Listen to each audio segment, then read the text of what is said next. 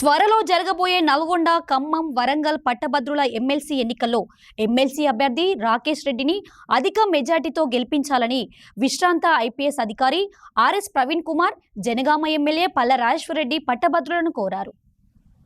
పట్టభద్రుల ఎమ్మెల్సీ ఎన్నికల సందర్భంగా శనివారం హన్మకొండ జిల్లా దామర మండలంలోని ఏఎన్ఆర్ గార్డెన్లో పరకాల నియోజకవర్గం, నల్గొండ, ఖమ్మం, వరంగల్ పట్టభద్రుల ఎమ్మెల్సీ ఎన్నికల సమావేశం జరిగింది.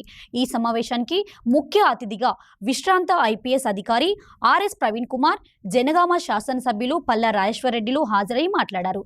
ఈ కార్యక్రమంలో పరకాల మాజీ శాసనసభ్యులు చల్ల ధర్మారెడ్డి, ఎమ్మెల్సీ అభ్యర్థి రాకేష్ రెడ్డి మరియు నాయకులు, కార్యకర్తలు, పట్టభద్రులు పాల్గొన్నారు.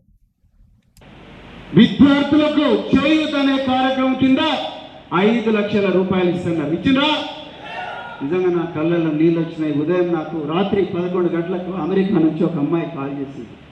సార్, నేను under graduate course social welfare residential schools నుంచి మా మమ్మీ డాడీ ఇద్దరు కూడా హైదరాబాద్లో కూలి పని చేస్తారు. మీరు ఆ రోజు మా ప్రతిభను గుర్తించి మీ తర్వాత వచ్చిన సెక్రటరీ మరి రొనాల్డ్ రాసిన ఒక ఆఫీసర్ మా ప్రతిభను గుర్తించి ధనవంతుల పిల్లలే కాదు, అమెరికాలో పేదల పిల్లలు కూడా అండర్ గ్రాడ్యుయేట్ కోర్సెస్ చేయాలని చెప్పేసి సొసైటీలో ఉన్న డబ్బులు తీసుకొచ్చి మాకు ఇచ్చి ఎయిర్పోర్ట్కి వచ్చి మమ్మల్ని విమానం ఎక్కించి ఆ రాష్ట్రానికి పంపిస్తే నేను 2 సెమిస్టర్లు చేసిన సార్. 3వ సెమిస్టర్ నన్ను రిజిస్ట్రేషన్ చేయనివ్వడం లేదన్నారు. నేనన్నా ఎందుకు రిజిస్ట్రేషన్ చేయనివ్వడం లేదు? ఎందుకు రిజిస్ట్రేషన్ చేయనివ్వడం లేదంటే, సార్ మాకు ప్రభుత్వం నుంచి ఎలాంటి ఆదేశాలు లేవు కాబట్టి, మీకు వీళ్ళకి డబ్బులు పంపించడానికి ఎలాంటి రూలు లేవు కాబట్టి మేము చెయ్యము అని చెప్పి అధికారులు అంటున్నారు. అందుకొరకు అమ్మాయి రోడ్డు మీద పడ్డది. కూలీ కుటుంబాల నుంచి కంప్యూటర్ ఇంజనీర్లు కావాలని ఆ రోజు మేబీ స్కీమ్ పెడితే ఈరోజు ముఖ్యమంత్రి రేవంత్ రెడ్డి గారు అదే స్కీమ్ తన కళ్ళ ముందరనే నాశనం చేస్తున్నాడు. దాని గురించి ప్రశ్నించగలరా ఈ తీర్మానం మల్లన్న ప్రేమేందర్ రెడ్డి? ప్రశ్నించగలరా? ఏ పార్టీ వల్ల అయితేనే హైదరాబాద్ సెంట్రల్ యూనివర్సిటీలో రోహిత్ వేముల చనిపోయిండు. బంగారు తెలంగాణ చేస్తాం, 24 గంటల కరెంటు సంవత్సరం లోపల తెస్తామంటే మళ్ళొక్కసారి లేచిండు.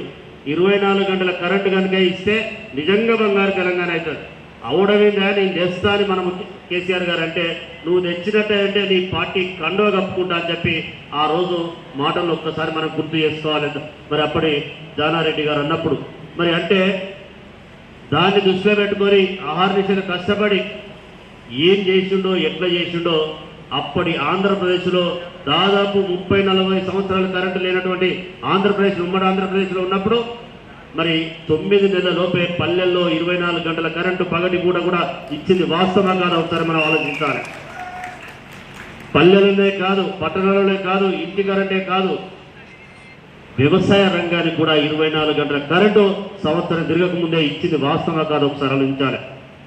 నా బాధ్యత, నా దగ్గరికి వచ్చిన ఒక పట్టభద్రుడు కానీ, ఉద్యోగి కానీ, నిరుద్యోగి కానీ వారి యొక్క వాదనని ప్రభుత్వం ముందు పెట్టాలనే దాన్నే 9 సంవత్సరాలు పాటించిన కాబట్టి మొన్నటి ఎన్నికల్లో కూడా మొదటిసారి ఎన్నిక కాదు, కీలకంగా మారిన చాలా ఇబ్బందికరంగా ఉన్న సమయంలో కూడా మీరందరూ కూడా నన్ను 2వ సారి ఆశీర్వదించారు.